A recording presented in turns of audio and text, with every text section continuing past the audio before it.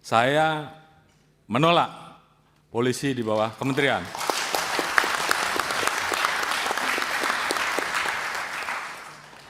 Dan kalaupun saya yang menjadi Menteri Kepolisian, saya lebih baik menjadi petani saja.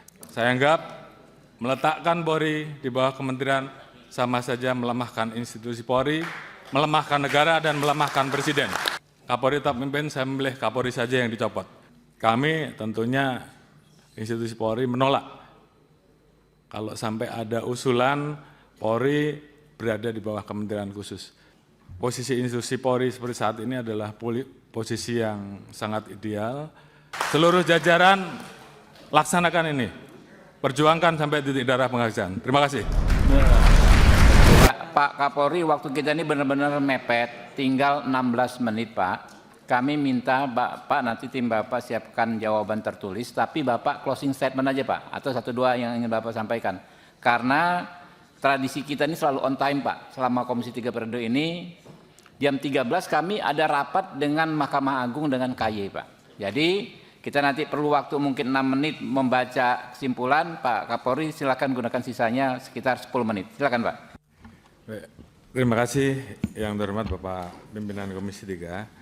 Kami telah mencatat beberapa penyampaian dan aspirasi, serta juga tadi mewakili aspirasi masyarakat yang disampaikan oleh Pak Saprudin, Pak Rehwanto, kemudian Pak Rahul, Pak Mahfud Arifin, kemudian Pak Abdullah, Pak Nasir Jamil, Pak Endang, dan seterusnya. Pada prinsipnya yang pertama, kami berterima kasih bahwa kami mendapatkan kesempatan untuk bicara pada hari ini untuk menjelaskan terkait dengan beberapa agenda kerja kami yang selama ini telah kami laksanakan dan bisa kami laporkan secara langsung kepada Komisi 3 selaku pengawas dan mitra kami di dalam bidang-bidang pekerjaan kami. Itu yang pertama. Yang kedua, tadi secara umum kami mencatat bahwa ada beberapa upaya untuk melakukan perbaikan, khususnya terhadap masalah pelayanan dan kultural, khususnya terkait dengan pelanggaran-pelanggaran yang juga tentunya berdampak pada pengawasan. Tadi sudah kami jelaskan bahwa khusus terkait dengan masalah kultural, Polri tentunya telah melakukan berbagai macam upaya untuk mempersiapkan perubahan, mulai dari perbaikan dari doktrin sampai dengan bagaimana kita meningkatkan pengawasan, dan tentunya pengawasan ini tidak hanya sekedar pengawasan yang melekat saja, namun juga disertai dengan adanya sanksi. Dan kami tidak pernah ragu untuk memberikan sanksi terhadap anggota, apakah itu sanksi yang bersifat etik sampai dengan sanksi yang bersifat pidana demi kebaikan institusi Polri. Tentunya ini yang menjadi concern kami untuk terus menerima masukan dan terus melakukan perbaikan terhadap hal-hal yang masih menjadi perbaikan-perbaikan yang perlu kami laksanakan. Terkait dengan pelayanan dan memunculkan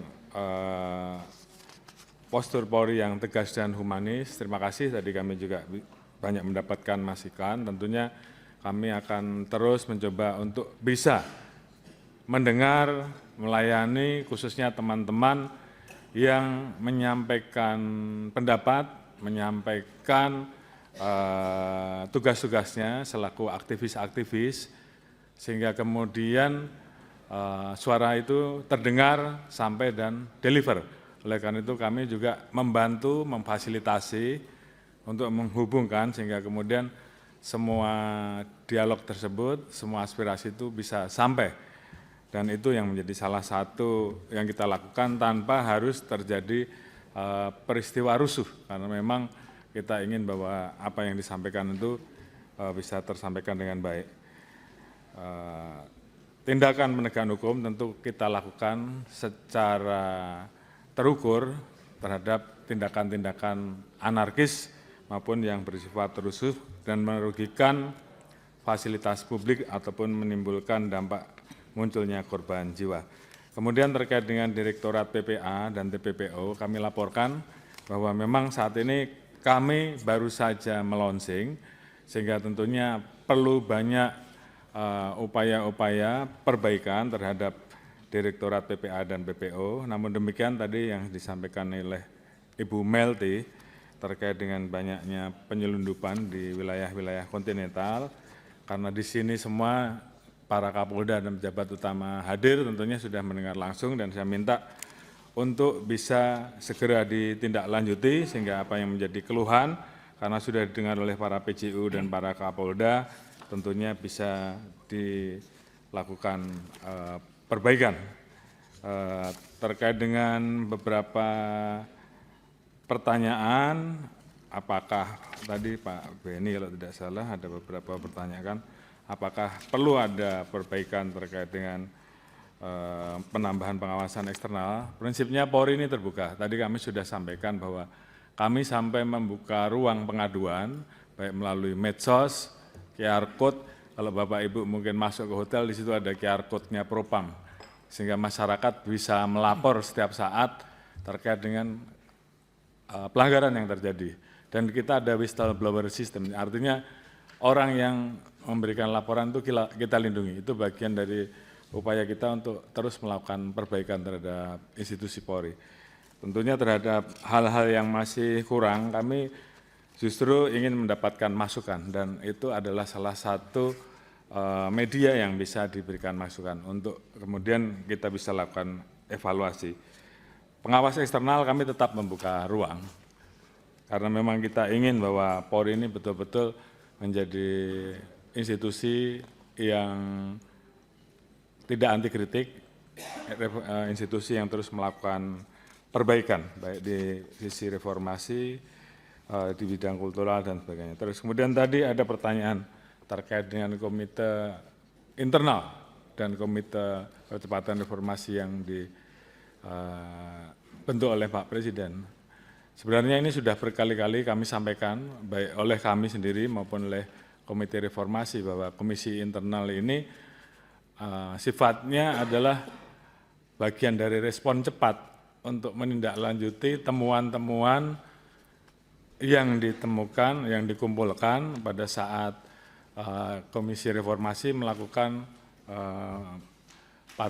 mengumpulkan partisipasi publik terhadap hal-hal yang bisa langsung dieksekusi, karena itu menyangkut aspek instrumental, aspek kultural maupun perbaikan-perbaikan, maka kita langsung melakukan perbaikan sehingga tidak perlu menunggu waktu yang terlalu lama. Kemudian yang terakhir yang menjadi concern rekan-rekan tentunya terkait dengan posisi institusi Polri. Tentunya kami sangat berterima kasih atas dukungan dari seluruh mitra yang menempatkan Polri tetap di bawah Presiden, karena ini adalah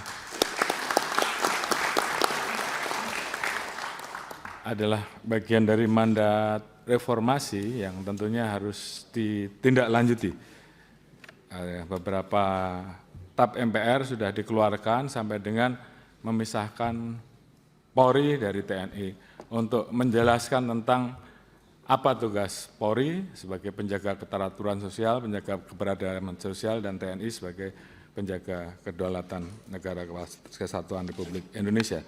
Tentunya penempatan Polri sebagai alat negara yang kita tahu semua bahwa ada hal-hal khusus bahwa pada saat situasi genting, maka posisi Polri sebagai alat negara yang bertugas di bidang keteraturan sosial, di bidang menjaga harkat timas, tentu harus selalu dikontrol. Oleh karena itu, mekanisme check and balances, yaitu oleh persetujuan oleh DPR, menurut kami itu menjadi sangat penting.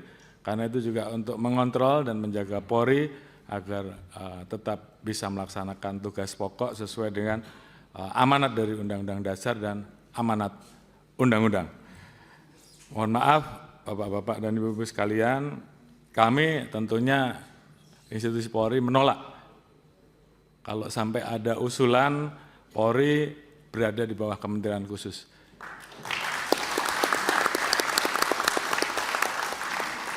Karena bagi kami posisi institusi Polri seperti saat ini adalah posisi yang sangat ideal. Kita bisa menjadi alat negara yang betul-betul memberikan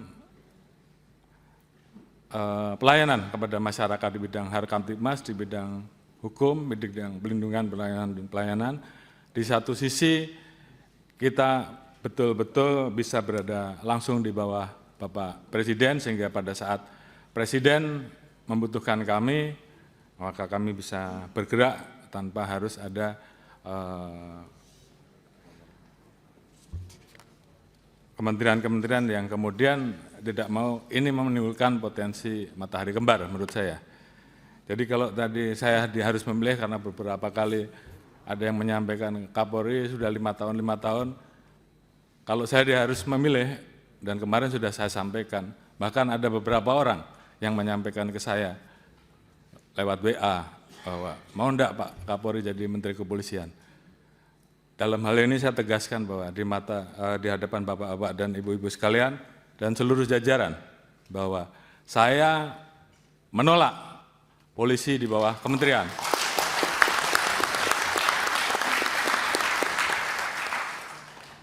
Dan kalaupun saya yang menjadi Menteri Kepolisian, saya lebih baik menjadi petani saja.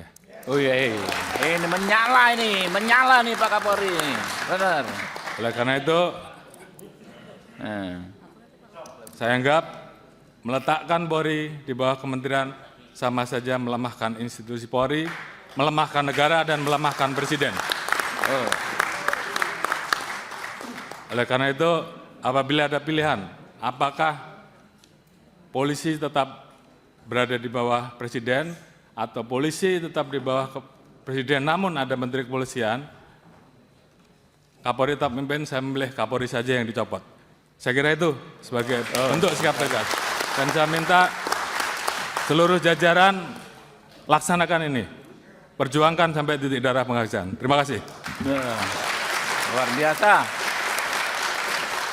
Stay updated. Info terkini masih banyak.